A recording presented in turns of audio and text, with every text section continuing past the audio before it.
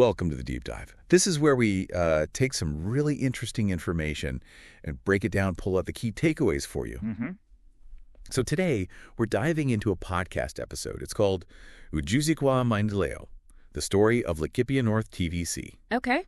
And the specific episode title is Empowering Laikipia North Skills, Hope, and a Brighter Future. Great.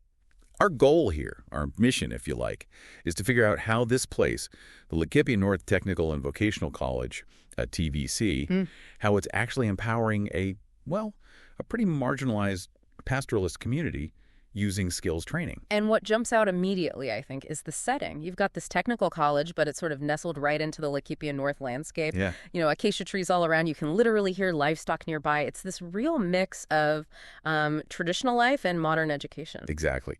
And the Source podcast, it calls the college a beacon of hope. Which is strong language. It really is. It makes it sound like more than just a school, doesn't it? Like it's a very specific, homegrown solution designed for the challenges that community faces. Yeah. Okay, so let's dig into that. This idea of a technical college right there, in that specific environment. What's the significance? Well, I think what's really striking is how direct it is. Putting a technical college in a pastoralist community, it sends a clear message. You know, opportunity is coming to you. It acknowledges that getting skills shouldn't mean you have to leave your home, leave your culture, especially when everything's so tied to the local land. Right. This isn't just abstract learning. It's education designed for the reality on the ground. Absolutely. That tailored idea seems key. Yeah. The podcast really hammers home the challenge. Yeah. How do you empower young people, especially women, in a place where livestock is just, it's everything. Yeah. Culture, economy, the whole deal. Yeah. And this is where it gets really interesting, I think. They started this program called Ujuzi Manyatani.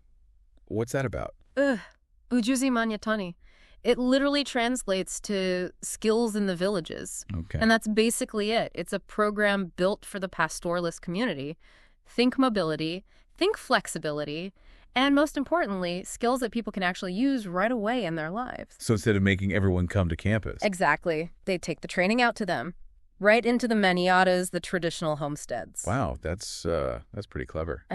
What kind of skills are we talking about? The podcast mentioned some examples. Yeah, it did. Things like tailoring, which is huge for women, maybe wanting to earn income locally. Right. Masonry, even some agribusiness, and ICT skills, too. ACT out there. Yeah. It really sounds like they're trying to connect, like the episode said, the bush and the boardroom, bridging that gap. That phrase really sticks. It does. And if you think about the bigger picture, it tackles that classic development problem, doesn't it? How do you make education accessible? How do you make it relevant?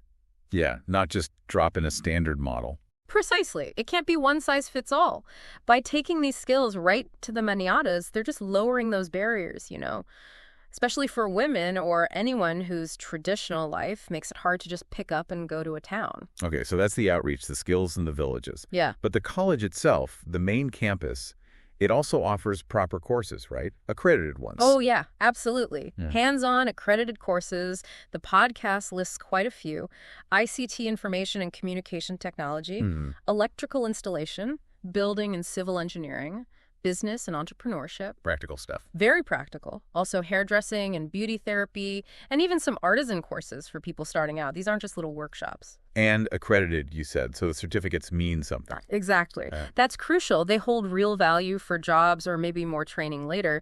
The podcast calls them lifelines. Lifelines. I like that. Yeah, because for young people there, formal jobs might be scarce. So these skills offer real alternatives, you know? Better than maybe migrating to a city or just facing unemployment at home. It gives them a way to build something themselves. You definitely get the sense of real purpose behind it all. Yeah. The podcast talks about the dedicated team, the management, the trainers. Yeah, working with maybe limited resources, but unlimited passion, as they put it. Right. And they have this mission statement, skilling the nation, empowering the future. But let's be real, setting this up in Laikipia North, it can't be easy. What sort of challenges do they actually face? That's a fair question. I mean, the practical side. The podcast does mention things like infrastructure, just buildings and facilities, funding, obviously, to keep programs running, pay staffs, and just reaching everyone when the population is so spread out. Accessibility is a big one. Okay, challenges are there. But the podcast also highlighted how they're tackling them, didn't it? Some creative solutions. It did. Things like really getting the community involved, which is vital. Right. Buy-in. Exactly. And getting support from the government, the Ministry of Education, the TVET Authority. That helps with resources and legitimacy. And they use mobile training units, you mentioned. Yeah, those mobile units are key for reaching remote spots. Plus, they're using blended learning, mixing face-to-face with maybe online or remote stuff. So they're really trying to be flexible and innovative, staying ahead of the curve for this kind of rural training. It seems like it. That community engagement piece feels really important, making sure they stay tuned in to what people actually need. Yeah. The government support is crucial. The mobile units solve the getting there problem, and blended learning just adds more options. It shows they're, actively adapting. So wrapping up, the podcast really drives home this idea that Laikipia North TVC is more than a college. They call it a movement. Mm-hmm. A symbol, maybe, of education that's inclusive, that's relevant, that's really driven by the community itself. And they share this powerful message for the students. Your background does not determine your future. Your skills do.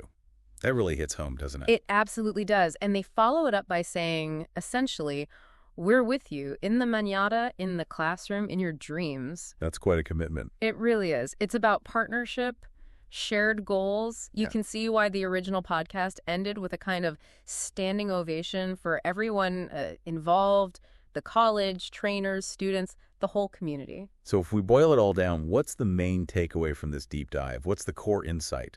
I think the core insight is that Laikipia North TVC is just a really strong example of how targeted skills training, when it's truly embedded in the community's specific context, well, it can be a serious force for change. Yeah. It really underscores how vital things like accessibility, making it relevant, and getting the community on board are if you want education to actually empower people. Definitely. A fascinating case study in tailoring education to fit a unique cultural setting. Hopefully, this has given you, our listeners, a good sense of what makes it tick and the impact it's having. Which leaves us with a final thought, perhaps, for you to chew on. How could we take this kind of community-led model, this idea, and adapt it for other marginalized regions facing their own unique hurdles? Mm-hmm. And what could the long-term effect be, on society as a whole if we got better at scaling up this kind of localized empowerment?